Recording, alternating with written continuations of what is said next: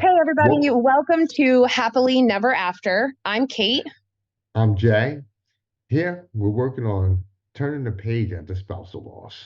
So, this episode, we're really going to dive deep into the financials and the components that come with losing our spouse. I know that, Jay, you've got some really interesting things to say about it because we both Yeah, recently have found that in developing our businesses and kind of putting all our eggs in one basket, those finances get far more complicated. And we're kind of like, I'm at the end of my rope, like widowhood's expensive, right? true. I mean, look, it's funny because you want to be with somebody because you love them, but then you also want to be with somebody because you they can take care of you, or you can take care of them, or together you can take care of each other. I mean, Yeah. there's so many components to all of this. But then when when something happens, you realize from the door where you are. You know, some people's incomes get cut in half, more than that, Yeah. and then you're dealing with that, and then the mental situation of losing somebody. So, Well, and then you know, people, when you lose someone and people expect you to either pay for it, have it figured out, or maybe the opposite. Like people expected me to like completely financially fall apart and, you know, fall back to that welfare poverty mindset that I come from. And funerals are expensive. And I know tax season is coming up soon. And like filing taxes as a widow is so messed up. And I don't know what it's like for a widower, but there's a whole complicated process. Let me tell you about it. well, in my situation, it was like, it was seriously, it was rather simple because it was very cut and dry. It was just like, I got the kids, I'm doing this, I got that. It was like nothing And even happened, right? yeah, it was almost like nothing happened in that respect. I mean, I didn't have to go through all those different things. You know, Yeah, I I had 3 years of bullshit with just taxes. and see, and it's amazing because we're tortured, you know, when our spouse dies. Then we're Yeah. tortured because we're in situations where we may not be able to address this or that.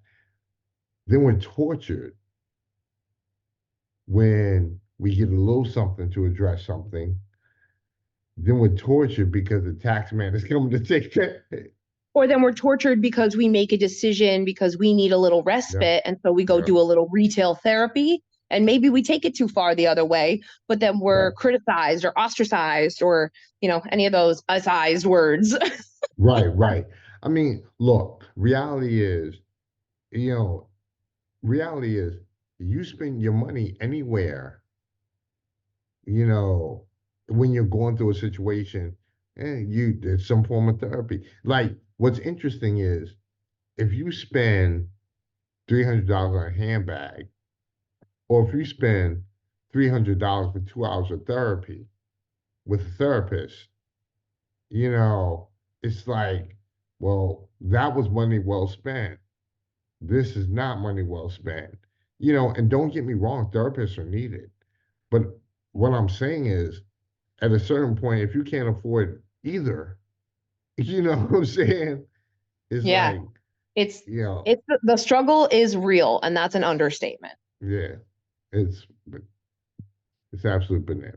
Finances after widowhood is so bizarre because again, one, I was never the money person and coming from a Right. poverty mindset, I already had like trauma about looking at the bank account because it was just better to not know than see Not the bank know. account in the negative. And so again, with my age difference, Craig was 20 years my senior. So I don't have daddy issues, but it was nice to have someone who felt Right. a little, he was the adultier adult, even though he wasn't great at managing money either. And we were never destitute, but we had, financial problems that all married couples go through, right? Like it happens. Sometimes one payment can just throw you off when you're that fucking middle class, you Yep. know, it's the upper middle class is really where we get fucked because we pay the higher tax bracket, but we're not making enough. And then the cost of Right. living and then kids. And all of that shit. It was just a But lot. And so one thing would derail things and it would take us a month and or two to then get take caught back up. Kate, let me explain something. My what was crazy was that I was like, I told my wife, and I think that's where these things started happening. I was like, we need to look at some other things, you know, get a business, do this, do that. You know, her thing was like, she don't believe in that shit. Yep. She believed in trading time for dollars. That was her whole thing. And and then That it was got to me. the That it was got to me. the point.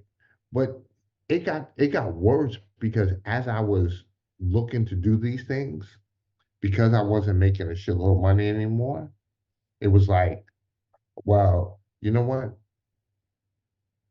All you want to do is follow your dreams. You know, you're not taking care of this family. You're not. And I'm like, no, it's not that I'm not. It's that I'm trying to take care of the family, but you guys In are a different resistant. way than And her and I know right, how. and it's like, and then it's like, you know, for someone, and then it got to the point. Then my insurance shit really started kicking. Like I started making hand over fist money, and it was like I was telling my wife, I said, but this is not an everyday thing. This is, you know, I work in the world of insurance. You know, some days are going to be up, some days are going to be down. So, Yep. you know, and it was like, I remember when she wanted to buy the house, and I'm like, yo, we can't afford a house in this neighborhood. Let me explain something. Wendy Williams had a house there. Whoopi Goldberg got a house out there. Robert Whoopi Poole lives in Bell, Jersey? yeah, lives in West Orange. No way. Yeah, My she father's aunt lives in a grew up gated next to community. Bill and Camilla Cosby. Yeah, I mean, I'm just I like, used to see Camilla at the grocery store when I was a kid because yeah, it was like two towns over. and That's it's like, wild. John that's Bon Jovi, his son goes to Deerfield Academy, so I would see his wife at like you know, the local like footwear store because Greenfield didn't have shit. There's no nothing. and well, let me tell you, and then it's like, you know, I mean, well, KG, the DJ from Naughty by Yep, Nature, yep. he got a condo out there. All these people. Now, let me explain something. And she wanted a house in that neighborhood, and you're thinking to yourself like, ain't no way. Well, see, here's the bad part. She had a house in that neighborhood. Her Mm, parents were paid. You know, her father was dean of medical students at a teaching college. gotcha. Her mom was assistant superintendent of the largest school system in New Jersey, in Newark. So they were So do you making think it. it was like a keeping up with the Joneses, so to It speak? Like wasn't. That's she it. wanted to Let me maintain explain that something. life The she'd house become we accustomed to. the house we bought was across the street from the house she grew up in. No, what Yes. are the odds? Now let me tell you this story real quick. You know what I'm saying? Because I'm sitting there, right? And she calls me. I got a surprise for you. And I'm at work. And I'm like, the surprise is, I hope the surprise is not we're about to have another baby. You know what I'm saying? It's like You're like, don't hit me with that one. So I come home and she's like, yeah, I got a surprise for you. So she puts her hands over my eyes and she's like, this house across the street, that's yours. 3 weeks earlier, the owner of the house, she passed away. oh, And there were two brothers that were the executors, you know. mm-hmm. And I remember my wife was like, well, we got to put a bid in on this house. I was like, we ain't got this money. But we put a bid in, real low ball bid. Sure. And I was like, man, we ain't selling the house. I mean, we ain't getting the house. Yo, she she put her hands over my eyes when I went home and it was like, that's your house. The older brother who was being a real asshole about it, I said, yeah. he died 2 days ago. The younger brother was The willing to low take the ball offer because money. he just wants to be out from underneath it. Yeah. Shut up. And so Oh I my was like, God. so we got that house on a real low ball bid, and we had to do a lot of maintenance, to Yeah. the house. Yeah, that was But kind of ours too. Like it looked good at first glance, but then when we got in there, like shit right, started to fall apart like after right, year two. right. It was crazy. But it was like so now I depleted my savings to get this house. So I got this house, me and my wife. My first off, my mother-in-law is like, she was telling everybody she helped us with the down payment. I was like, no. I said, you might have gave your daughter the money. You ain't give me shit. I said, so when you want to talk about help on the down payment, it wasn't help on the down payment. It was help your daughter pay for this house that she wanted. It's so wild to me because similar but opposite. So Craig was a really proud man, right? His father was also a state employee, worked IT for 40 years. His father got him the job at the state. He started in the mailroom, worked his way up thanks to his father. But if we like when the car got repossessed and I like reached out to my brother and got snubbed by my brother, who was like, grow up, don't ask me for money. I said to Craig, I was like, look, it's going to take a big man, humble yourself up and call your father, who was living high on the hog, had two houses that were paid off, all of that shit. Like, call your father because we are hurting. And he wouldn't do it. And I'm like, maybe if he had just at that point, he's like, I can't take a loan from my father. I've done that before. And just the level of shame and like not feeling Right. like a man having to ask his father for money. So when we finally got shit turned around and we were in that position, we're like, yeah, we bought a house. We fell in love with a house that was in the hometown that he grew up in. And we put in an offer and they accepted the offer and it was great. And then like 2 weeks before closing, we found out the foundation was crumbling. And so Connecticut had this whole thing where it was like this big class action lawsuit against crumbling foundations. And it was going to cost $22,000 to repair the To foundation fix it. and a year because they're going to have to like jack the house up, drill out the concrete, Right. re-pour the Right. foundation, level out the house. And we said to the sellers, we're like, we're not paying that. So you can either take Right. that off the sale price or you can fix it. And so it fell apart. The deal fell apart. I had just had bariatric surgery. And we lived in a condo at the time, which was contingent. The same day we got the phone call that the foundation crumbling deal fell apart, we got a call that we got an offer on our condo. So we're like, well, shit. So I'm Right. like 3 weeks post-op and we are running around looking at houses. We looked at like 17 houses a day for like 2 days, 3 days straight. And then we found the house in the town we finally bought in, and it was very similar to the other house. And we were like, yes, love it. It was on the high side of our budget. And that should have given us pause because Right.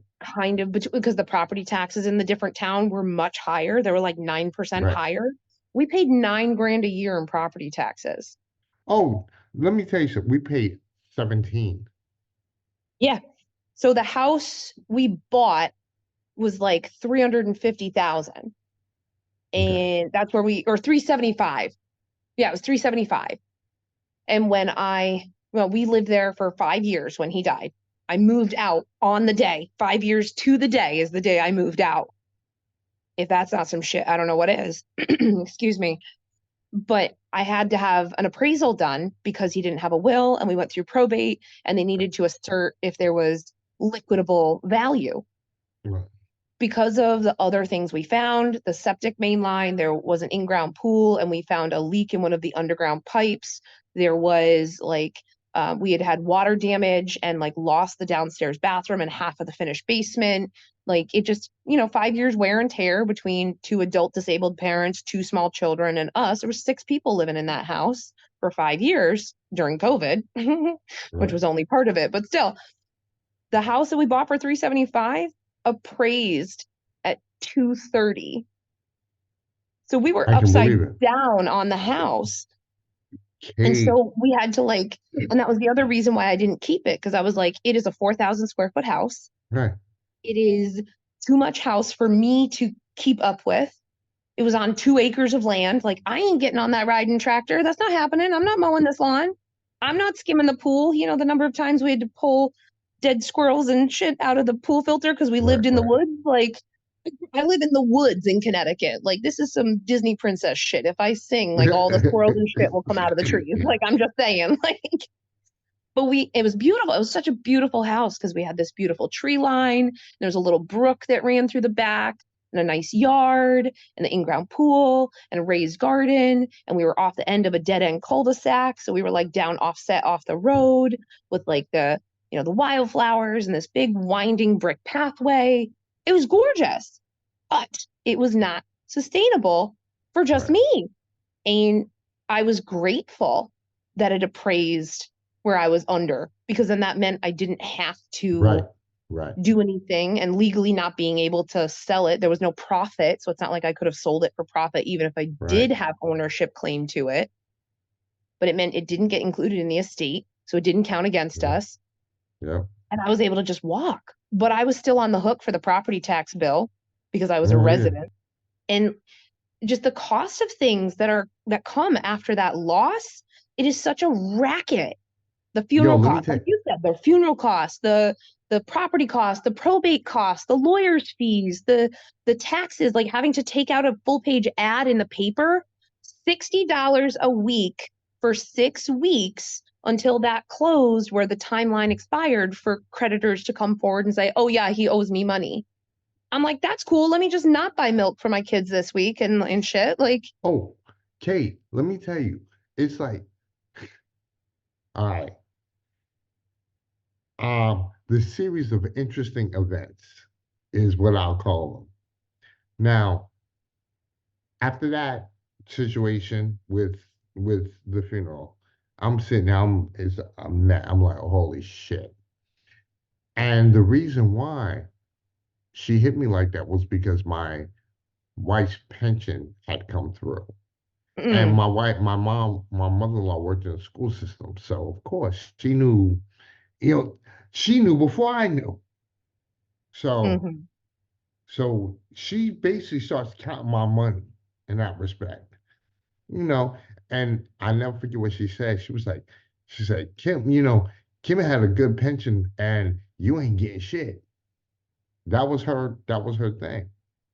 And then so I come home and I'm just like, oh my God, what am I gonna do?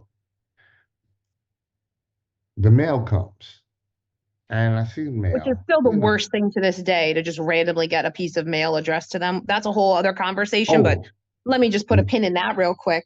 yes, let me tell you something. Woo. Then this envelope came in it. And the envelope was about a proxy war that was happening between the insurance companies. Okay. And so I'm looking at it like they wanted me to sign this proxy. And I said, oh, I said, you know what? I had, me and Kim had that outside insurance policy. Let me call them and see if there's value on that. So I called them and they were like, well, Mr. Clark, uh, yeah, it's valid, no problem. All you gotta do is mail us your wife's death certificate. So I did that. And Yep. now when I did that, let me explain something. Between doing that and then my wife's pension, my mother-in-law was really upset. Then a week later, I get a call, and the call's from one of my neighbors. She happens to be a real estate agent too in the town. And she Mm-hmm. calls me, she's like, somebody wants to buy your house. And I was Oh, like, really? I wasn't even thinking about selling at that time, yeah. but then I was like, you know what? I have one daughter in college. My oldest one's in college. My youngest one is living with me, but in 2 years she'll be out, you know. So I was like, well, I'm gonna hold off for a while. So then it gets to my daughter's senior year, and that person calls me back and they're like, they still want to buy your house. I was like, okay, you're gonna So now have you to start give seriously me thinking about it. right. Well, at this point, I was like, okay, you know, and so she comes over, the real estate agent. She's like, you got to do this, do this, do this, do this, do Yep. this. You know, I was like, and now at this point, also, my mother-in-law was really getting on my nerves. Sure. So I was like, okay. And on top of that, my father had gotten sick. He was Mm. in Texas. So that's why I moved to Texas.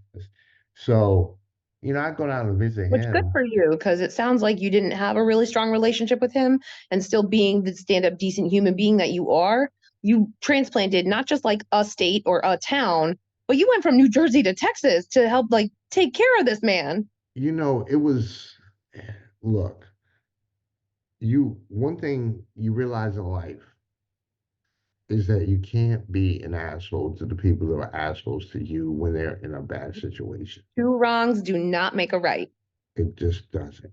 but three rights make a And, left. right, right.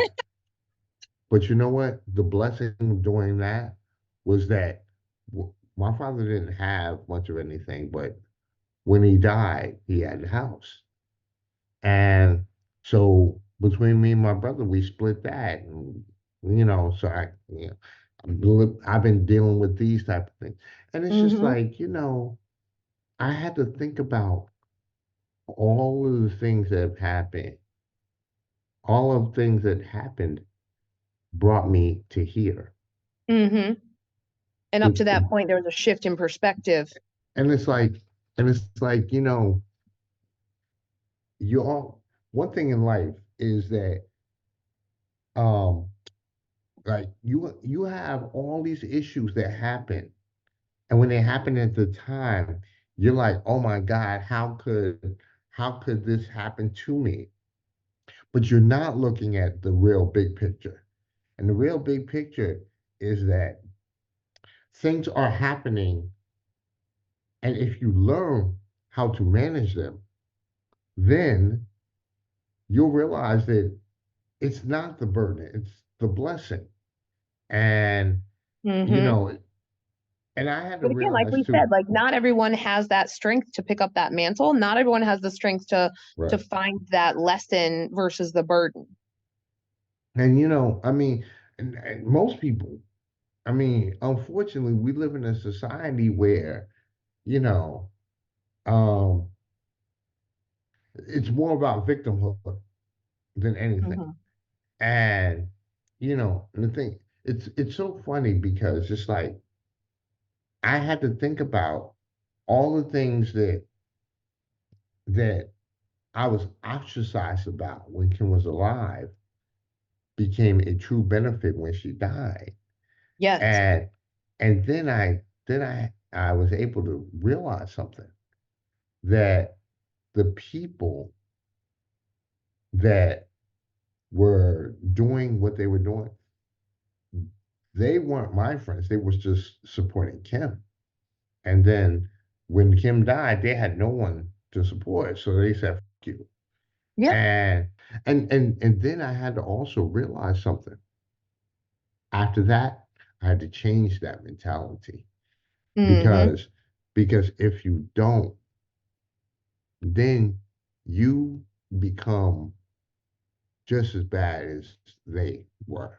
Yep. Because then you become bitter and like Yeah, scorned, yeah, and like it isn't healthy. It's again, it goes back to, like, I know we've talked about that choice to find joy, that choice to step yep, forward is that same thing. It's like it would be so easy to just be an angry, broke ass, bitter alcoholic because of yes, seriously, everything that has happened. It would be so easy.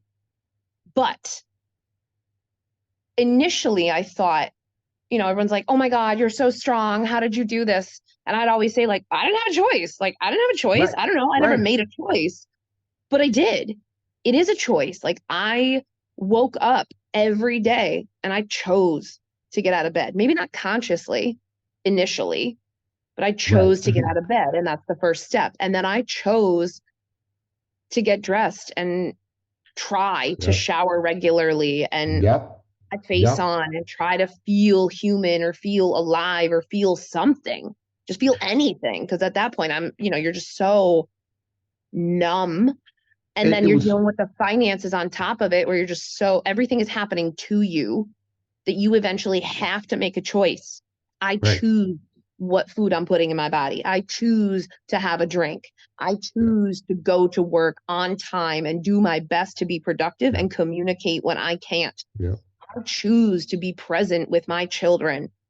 I choose to work out and take care of my body. I choose, as much as it pains me, to look at the bank account and Yep. not just spend, that have that like impulse buy. The other day I was Right. at what, like TJ Maxx or something, and I'm in the checkout line and I had grabbed like all this stuff, and funds are tight the end of this month. Like this month was been Yeah. hard.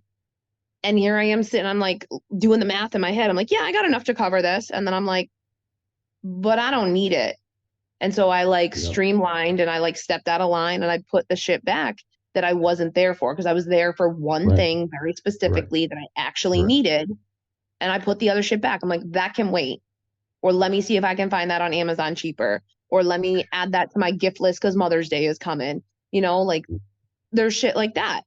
Oh, my daughter Yep. doesn't need these, this really cute dress just because she doesn't wear half the shit in her closet anyway. So then I came home and I like cleaned out my closet and I consigned a bunch of stuff because I'm like, you know Yep. what? If it's really that tight and really that bad and I'm going to cry and I'll complain, sell it. then Yep. I got to do something to make a difference, Yep. because I can spend the little money I have right now on this bullshit, or I can go to the grocery store and, buy cheese sticks and milk and not yell at my kids for like portion Right. control on the snacks, Right.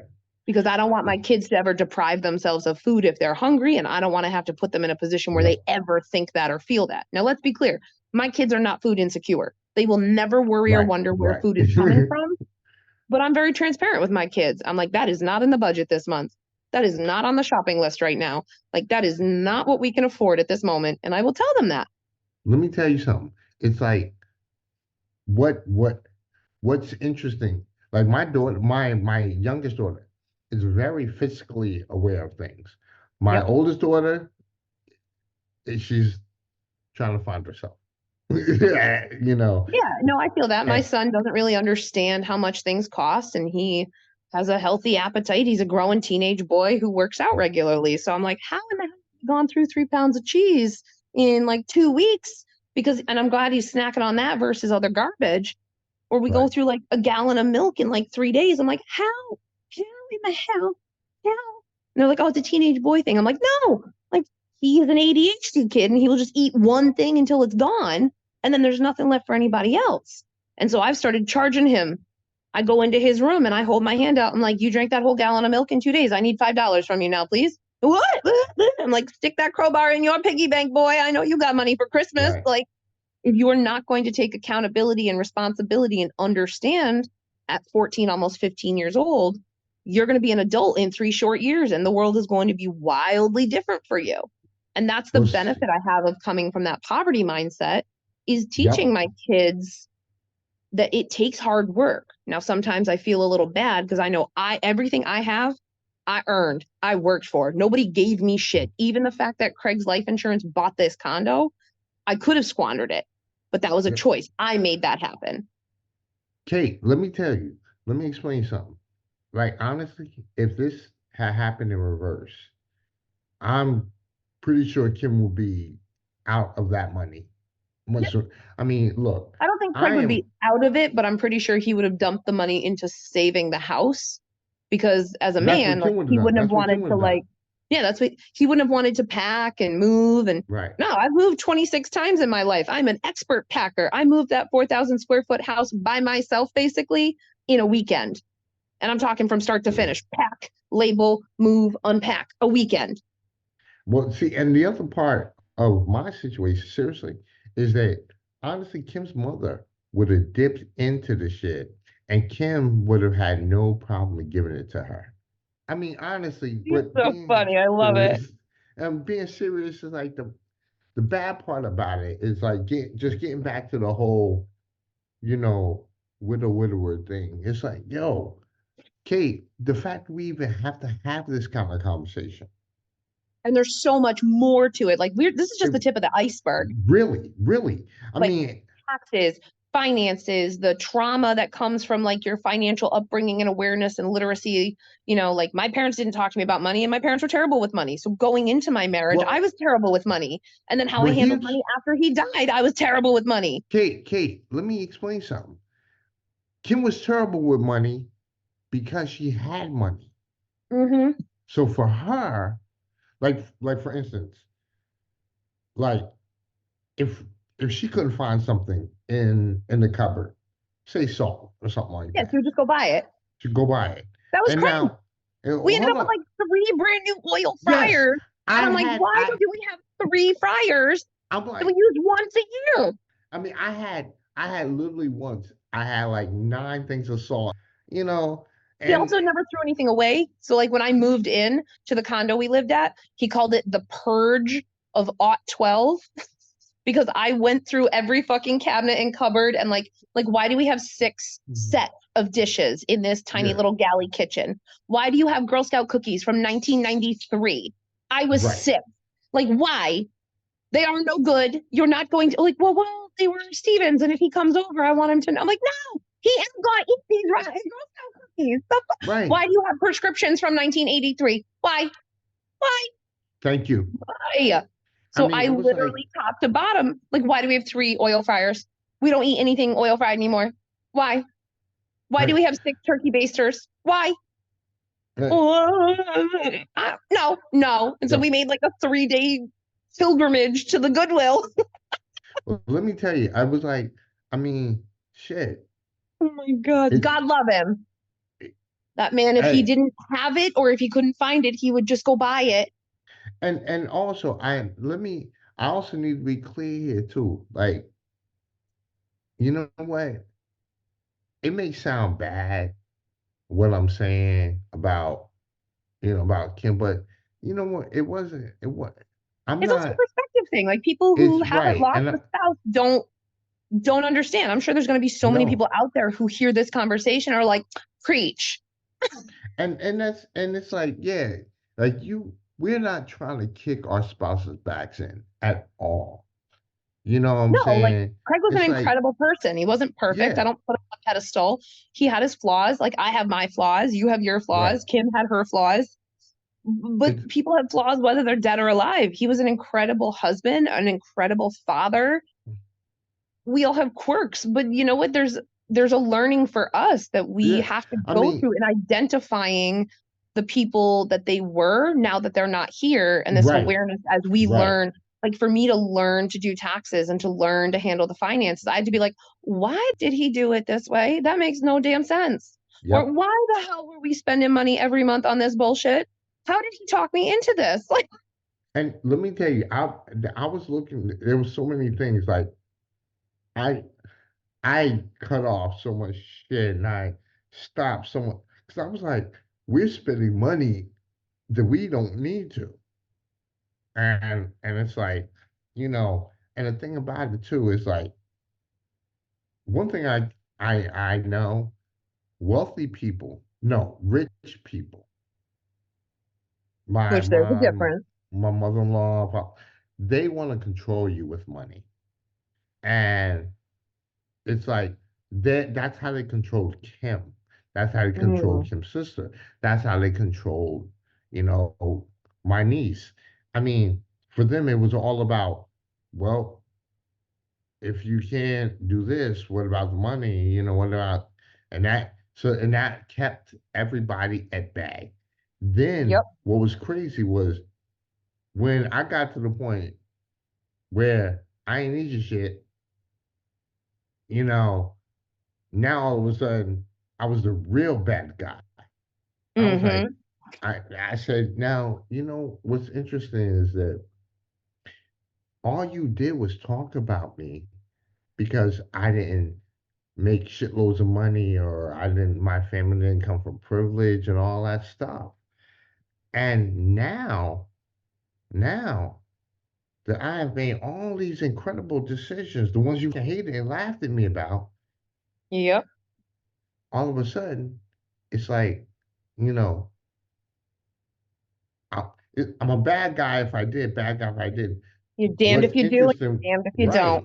And I had to realize was that what I had to realize was that, you know, unfortunately, I married into a situation that was interesting, you know, Hmm.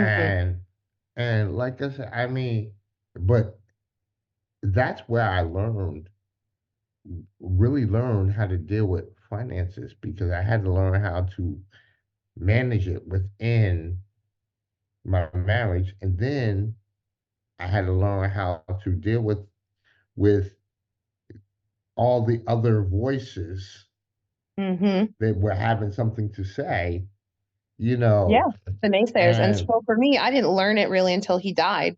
It's like being 18 years old again, because I was, a young single parent living with my parents okay, when I met yes, Craig, and we grew up welfare, and I had no bank account. I wasn't allowed to have one right, just because my family, specific situation, people, yeah, controlled us financially as well. So any money that was brought into the house went into the bucket and was then yes, distributed upon their choosing. Let's put that right, delicately, if that makes sense.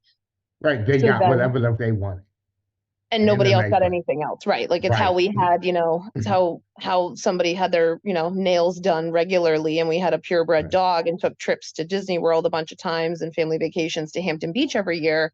But I never had brand new shoes and bought my right. school clothes at Goodwill, and couldn't afford to go away to college because I couldn't afford the down payment, and didn't have a car, and Yep. I didn't get my mean, license until I was over 21 because couldn't afford driver's ed, and Massachusetts driver's ed is mandatory. So yeah, again, I digress. But, I didn't have a cell phone until I was 17 because I bought it right. myself, all those things. But we could have all these, other awesome Oh, brand new car every Kate, 2 years. And yeah, I digress. let me. So I didn't have that financial literacy. And then I was 23 when I met Craig. He was 43. He'd been married, he had kids, he owned a property, he owned several cars, throughout his life. So it was like, oh yeah, again, I don't have daddy issues, but he was that adultier adult. And I just kind of Right, to let him, I was like, why do I need to try to learn this and pick this up if he's already got a system in place? Obviously it's working because he's still got a roof over his head. right, Let him handle it. And I always wanted to be a contributing member. It was important for me to like carry my own weight, but I didn't want to deal with the numbers and the math and the shit. I'm like, so if you want to do it and that makes your little heart go pitter patter, be my guest. Make the Excel well, sheet, track the budget, do the bank, do the taxes, you do you. I will just give you the pay stubs. That's fine. And then you tell me like, oh shit, I can go to this grocery store and I don't have to worry about whether or not we can afford to shop at Target. Oh shit, you mean I can get new pair of shoes? Cool. And I felt spoiled. I felt like a princess. and see the thing, And then when shit went sideways, he always had a way of rebalancing things, and we would always re we would level out. We wouldn't completely right, capsize, but we right, would level out. And then it would be rough for a couple months, and then it'd be fine, and I'd be back to that accustomed lifestyle. So then after he died, and I was like 60% hit to my income, no house, basically, like that home insecurity, food insecurity again, all of those traumas were triggered in me. And I was that 17, 18-year-old kid again, but now with right, two children and then my adult disabled parents. It was like having four children. It's like being an 18-year-old mom right. to quadruplets. And I had to, the last 3 years, learn and still learn Right. to get comfortable with looking at the bank account and the finances. And I still make missteps. It's not great. My kids will never have to worry about whether or not there's food on the table and the heat is on. I may not be able to afford the pellets for the pellet stove, and the electric heat is expensive, but you know what? The electric heat is on and running, and I will just rack that bill up There we because go. this month is cold.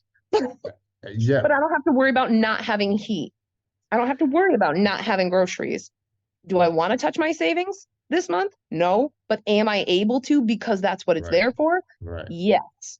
So I'm learning that skill set over the last 3 years. It's what I should have been learning the last 10 years. I'm cramming into a very short amount of time. And everyone's like, well, why is it like that? And then I'm shamed because I don't have that literacy, or I don't have that savings, or I don't have a more robust 401k or IRA. I'm shamed as a woman. I'm Well, classified as incompetent, or Kate, and it's let such a me. why. And then you layer on that gender piece, like it's such a why. Oh, you're a man and you have a good financial plan. You're a smart man. People go, "Oh, how did you know how to make all those smart decisions?" I'm But like, "I don't no, know." that's no, let me tell you something. Here, I thought that making good financial plans, people would say, you make good financial plans. The only the only thing that's similar is the F, financial and you.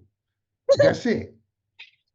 Yep. So what I Yeah, people give me realized, so much shit about not dumping the money into the house, well, oh and yeah, I'm that so was it. glad I didn't. So yo, Smartest thing I everybody ever was did. like, same here. They was like, why aren't you saving the house? Why don't you live in?